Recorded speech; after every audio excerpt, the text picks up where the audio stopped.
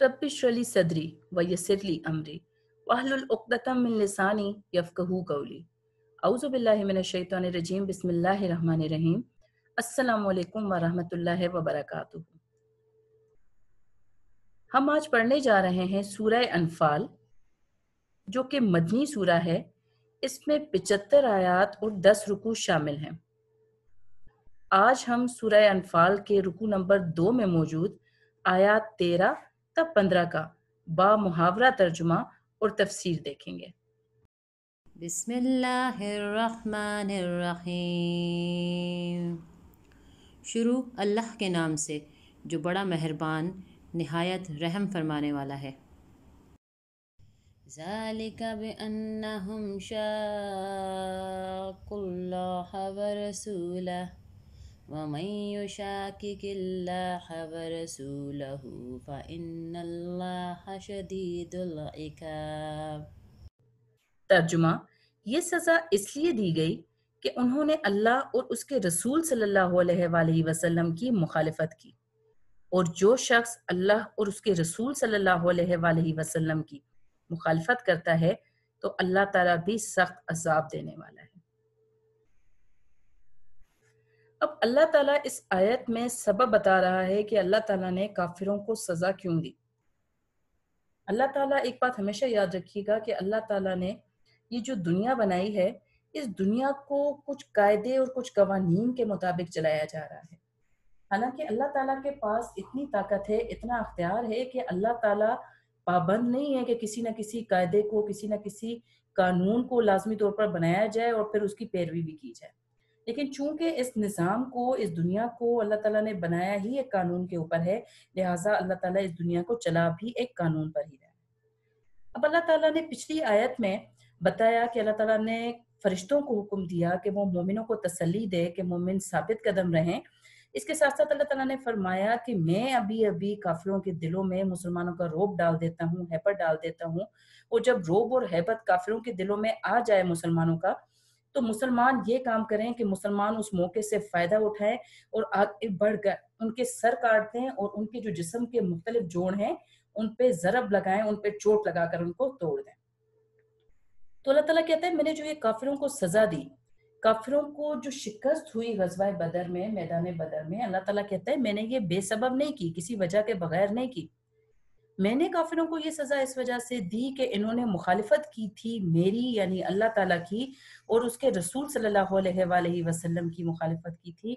अब याद रखिएगा कि रसूल पाक सल्लल्लाहु अलैहि वसल्लम कुफार को जो भी हुक्म दे रहे थे, जो भी पैगाम दे रहे थे, उसमें उनकी कोई ज़ाती रज़ा नहीं थी, कोई ज़ाती ख्वाहिश नहीं थी, बल्कि अल्लाह ताला ने जो अहकामात रसूल पाक सल्लल्लाहु अलैहि वसल्लम की जिम्मेदारी लगाए थे कि कुफार तक पहुंचाने हैं, आप सल्लल्लाहु अलैहि वसल्लम सिर्फ उन्हीं अहकामात को कुफार तक पहुंचा रहे थे।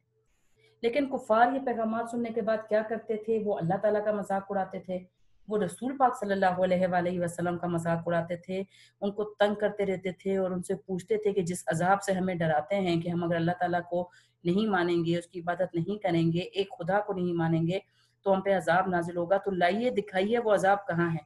तो अल्लाह ताला ने काफिरों को जो सज़ा दी थी वो उनकी अपनी मुखालिफत के सबब थी, क्योंकि उन्होंने मुखालिफत की थी अल्लाह की और अल्लाह के रसूल सल्लल्लाहु अलैहि वसल्लम की मुखालिफत की थी। अब ये जो मुखालिफत थी ये सिर्फ ज़बानी कलामी नहीं थी, बल्कि हम बहुत अच्छे तरीके से जानते हैं कि रसूल पाक सल्लल्लाहु अलैहि वसल्लम पर जब पहली वही नाजिल हुई थी मक्का में, और रसूल पाक सल्लल्लाहु अलैहि वसल्लम ने दीन इस्लाम की तबलीग शुरू की थी मक्का में, तो आप सल्लल्लाहु अलैहि वसल्लम तकरीबन 13 बरस तक मक्के वालों तक अल्लाह का पैगाम पहुंचाते रहे थे। उनकी बदतमीजियों के बावजूद, उनकी गुस्ताखियों के बावजूद रसूलुल्लाह सल्लल्लाहु अलैहि वसल्लम ने अपना काम जारी रखा था।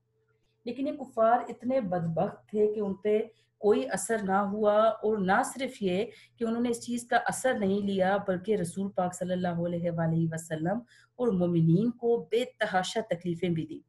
और तकलीफ़ें देने का सबब सिर्फ यही था कि मुसलमान अल्लाह ताला को एक मानते थे।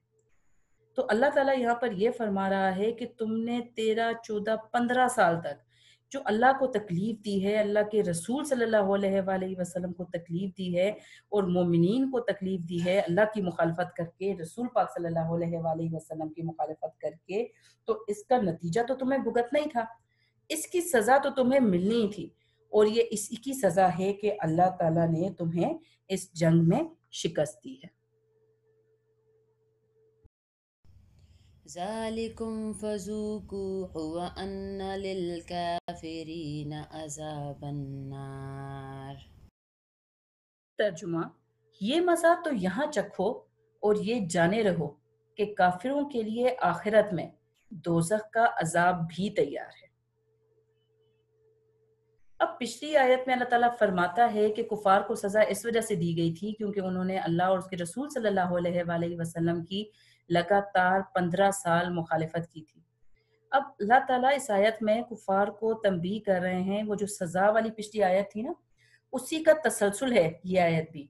अल्लाह ताला कुफार को फरमा रहे हैं इस आयत में मुखातिब करके कि तुम्हें क्या लगता है कि ये जो तुम्हें शिकस्त मिली है इस दुनिया में, जो तुम्हें ज़िल्लत का सामना करना पड़ा है, इतना बड़ा लश्कर लेकर आए थे, इतनी बड़ी फ़ौज लेकर आए थे, इतना असलहा, इतनी दौलत लगाकर, इतना साज़ो सामान लेकर आए थे, तुम्हारे हिस्से में फिर भी क्या आया? ज़िल्लत, रुसवाई। दुनिया को कैसे मुँह दिखाओगे कि इतना बड़ा लश्कर लेकर थोड़े से मुसलमानों से लड़ने गए थे और मुसलमान भी वो थे कि जिनके पास असलहा तक नहीं था। तो तुम्हारे लिए इससे बड़ी ज़िल्लत कोई नहीं हो सकती कि इतनी बड़ी फ़ौज लेकर गए थे, इतने गुरूर, तकब्बुर और घुमंड के साथ गए थे और इतनी ज़िल्लत के बाद, इतनी ज़लालत के बाद वापस आए। लेकिन इसके साथ-साथ अल्लाह ताला ये फरमाता है कि ये ना समझना कि बस तुम्हें दुनिया में जो ज़िल्लत दे दी गई है, तुम्हें नाकामी दे दी गई है, ज़िल्लत की हालत में जो दुनिया में तुम्हें मौत दे दी गई है, ये चीज़ तुम्हारी जान छुड़ा देगी और तुम्हारी सज़ा यहाँ पर मुकम्मल हो जाएगी। तो अल्लाह ताला कहता है इस जो दुनियावी सज़ा है, ये जो दुनियावी ज़िल्लत है, इसका मज़ा तो इस दुनिया में चखो। ये मज़ा तुम्हें सिर्फ़ इस दुनिया के लिए दिया गया है। लेकिन इसके साथ-साथ जो काफ़िर हैं, जो अल्लाह ताला पर ईमान नहीं लाते, गुनाहों से बाज़ नहीं आते और रसूल पाक सल्लल्लाहु अलैहि वसल्लम को तंग करते रहते हैं, अल्लाह ताला कहता है ये याद रखो कि तुम्हारे लिए इस दुनियावी ज़िल्लत के साथ-साथ अल्लाह ताला ने जहन्नुम का अज़ाब भी तैयार कर रखा है और वो अज़ाब होगा आग का अज़ाब। आतिश कहा जाता है आग को। अल्लाह ताला ने जहन्नुम में आग दहकाई हुई है और ये आग के जो शोले हैं, ये जो आग है, ये इंतज़ार कर रही है कुफ़ार का कि जैसे ही वो मरेंगे, जैसे ही वो पहुँचेंगे जहन्नुम में, तो वो आग जो है इनको जलाएगी, इनको तकलीफ़ देगी और इनको अज़ियत में मुब्तला करेगी। तो अल्लाह ताला कुफ़ार को ये तंबीह कर रहे हैं कि ये बात याद रखना कि जिस रास्ते पे तुम चल रहे हो, अल्लाह ताला के को ना मानने वाले रास्ते पे, अल्लाह के रसूल सल्लल्लाहु अलैहि वसल्लम को तंग करने के रास्ते पे, तो इसका अंजाम दुनिया में तो ज़िल्लत है ही, लेकिन मरने के बाद भी तुम्हारे ये अमाल तुम्हारी जान नहीं छोड़ेंगे और अल्लाह ताला तुम्हारे इन अमाल के बदले तुम्हें जहन्नुम की आग में डाल देगा।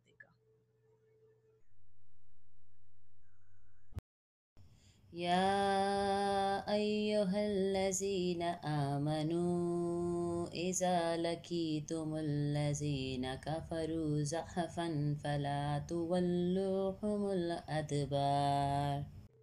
तर्जुमा, ए अहले ईमान, जब मैदान जंग में कुफार से तुम्हारा मुकाबला हो तो उनसे पीठ ना फेरना।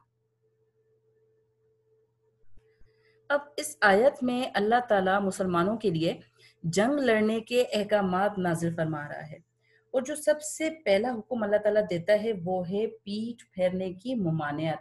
यानी मैदान जंग में हालात कैसे भी हों, आप एक मर्तबा मैदान जंग में दुश्मन के लश्कर के सामने जंग लड़ने पहुंच गए ना, तो आपने पीठ नहीं फेरनी। पीठ फेरने का मतलब ये है कि आपने मैदान जंग से मुंह फेर कर भागना नहीं है। चाहे आपका दुश्मन कितना ही मजबूत क्यों ना हो, चाहे दुश्मन का लश्कर कितना भी बड़ा क्यों ना हो, आपको इस बात पर यकीन होना चाहिए कि आप अल्लाह ताला के और उसके रसूल सल्लल्लाहु अलैहि वसल्लम के अहकामात पर जंग लड़ने के लिए घर से बाहर निकले हैं। आप जो जंग लड़ने जा रहे हैं, ये हक की जंग है। आप दीन इस्लाम को सरबुलंद करने के लिए निकले हैं, तो आपको ये बात याद रखनी चाहिए कि मैदान जंग में अल्लाह ताला आपकी मदद फरमाएगा। तो आपने बिल्कुल भी ये काम नहीं करना कि आप تو حق کے علمبردار ہیں. حق کے علمبردار ہو کر بھی آپ نے کفار کے سامنے بزدلی کا مظاہرہ نہیں کرنا اور میدان جنگ سے بھاگنا نہیں. اب اگر رسول پاک صلی اللہ علیہ وآلہ وسلم کی حدیث کا جائزہ لیا جائے تو آپ صلی اللہ علیہ وآلہ وسلم نے بھی میدان جنگ سے بھاگنے کو اکبر الکبائر یعنی بڑے گناہوں سے بھی بڑا گناہ قرار دیا ہے. اور یاد رکھیے گا، تاریخ میں کوئی ایک موقع ایسا نہیں آتا جب مسلمانوں نے اپنے سے زیادہ دشمنوں کا مقابلہ کیا ہو اور پیٹھ نہ پھیری ہو. مسلمانوں کی تاریخ ایسے مواقع سے بھری ہوئی ہے.